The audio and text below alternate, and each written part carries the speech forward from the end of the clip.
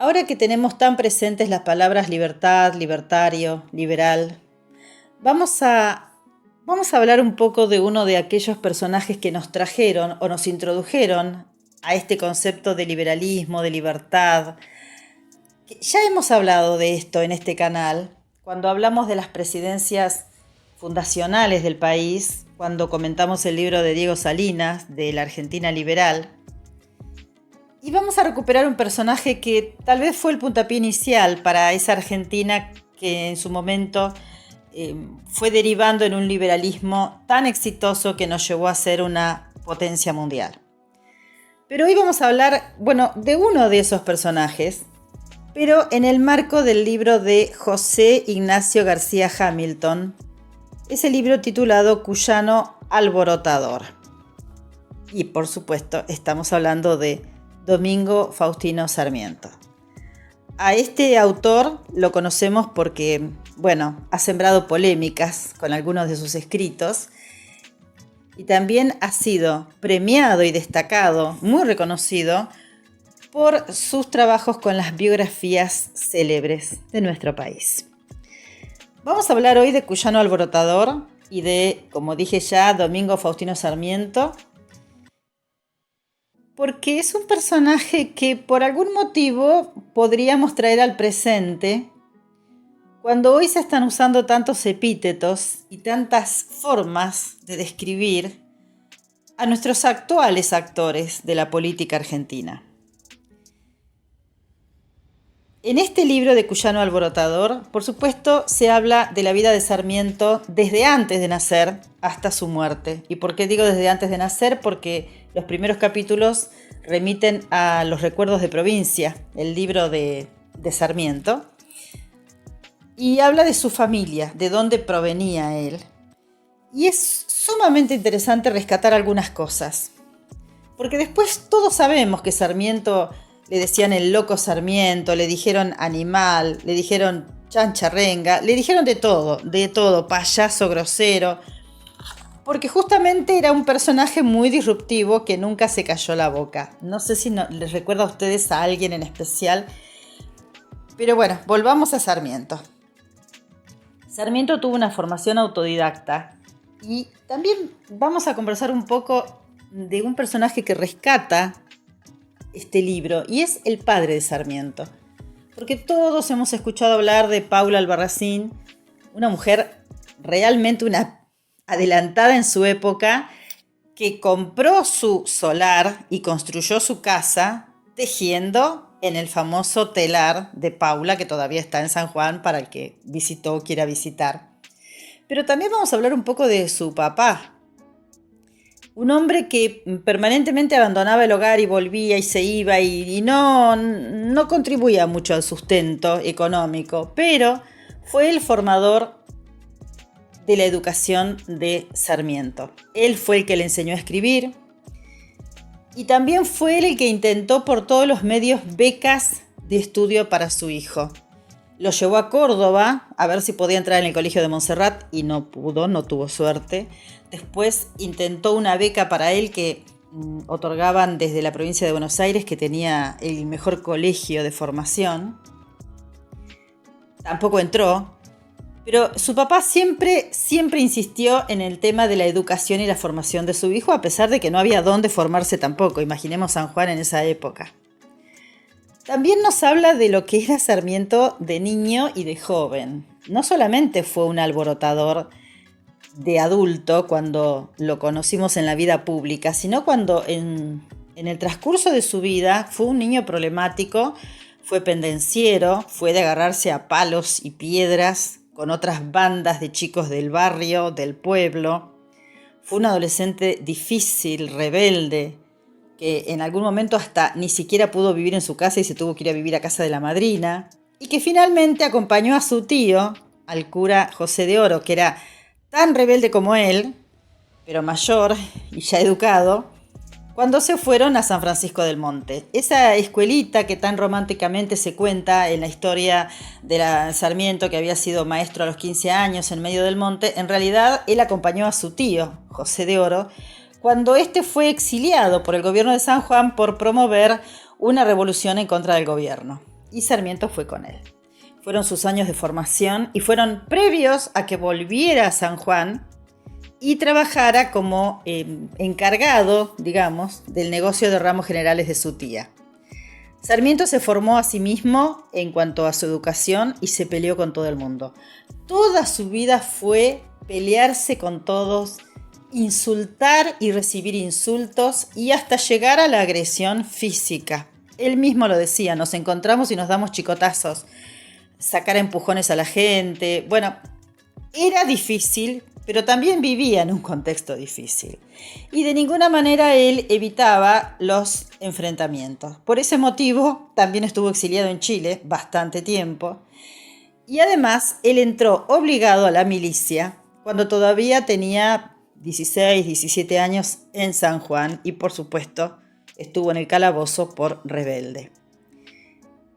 Sarmiento fue un personaje de la historia argentina y es muy importante. Primero porque marcó con su lucha un camino en el cual nunca se rindió.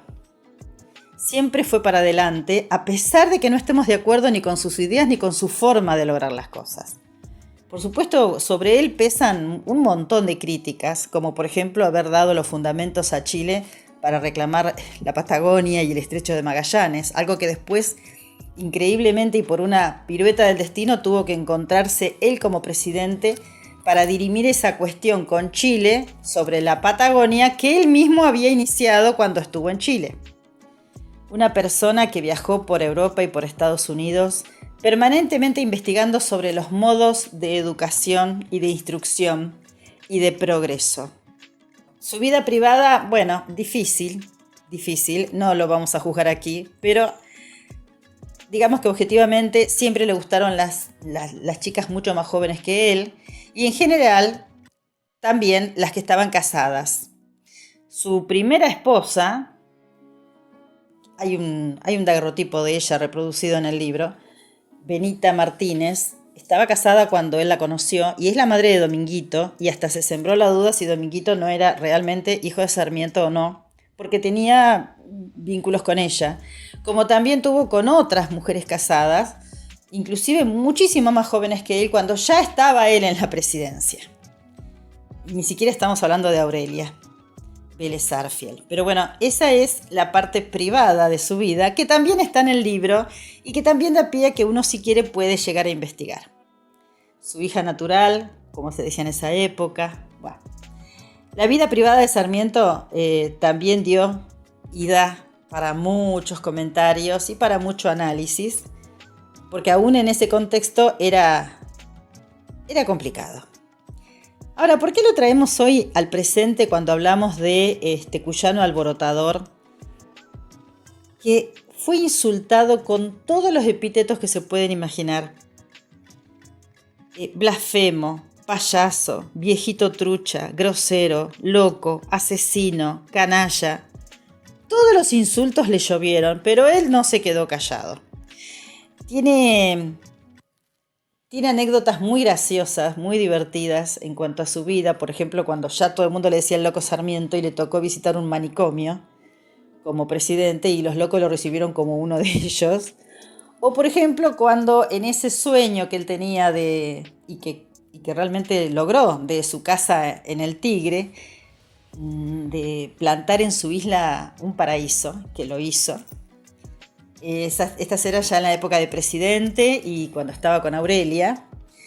Hay una historia realmente muy graciosa de él, cuando le pide a su amigo Pose, tucumano, que le estaba mandando muchas especies de árboles y plantas de Tucumán para poder plantar acá en el Tigre, y él le pide un loro hablador. Pose le manda el famoso loro, pero el loro no decía ni mu. Fuera de su ámbito extrañado donde estaba viviendo, el loro tenía sus características distintas y Sarmiento se enoja y le escribe una carta a su amigo Pose y le dice: el loro que me mandaste no habla, es un animal. Toda su prosa es así, él fue así.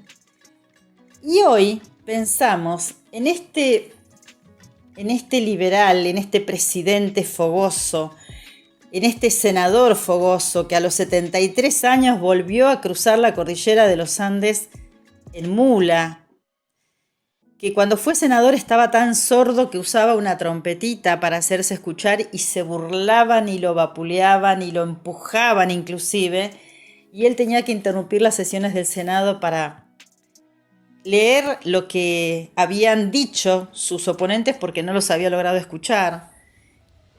Y sin embargo nunca aflojó.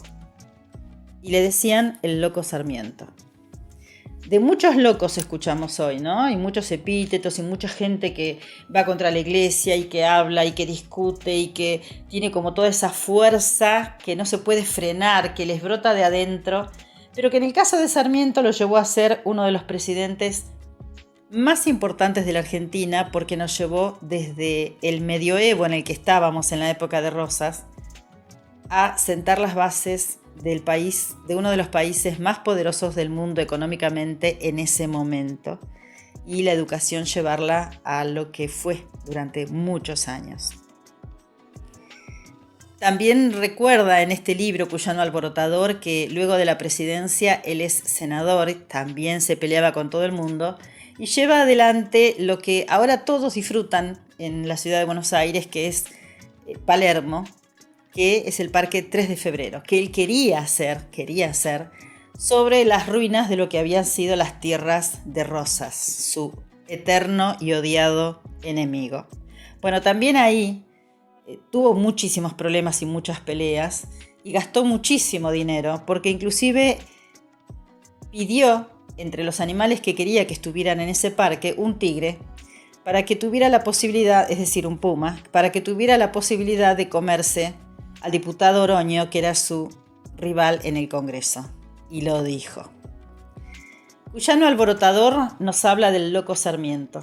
Realmente un hombre que se pasó su vida peleando, discutiendo, vociferando, defendiéndose a bastonazos y atacando a bastonazos, firmemente plantado en sus ideales. Unos ideales que no estuvieron tan equivocados, puesto que convirtieron al país en lo que fue después y sentó las bases para las siguientes presidencias.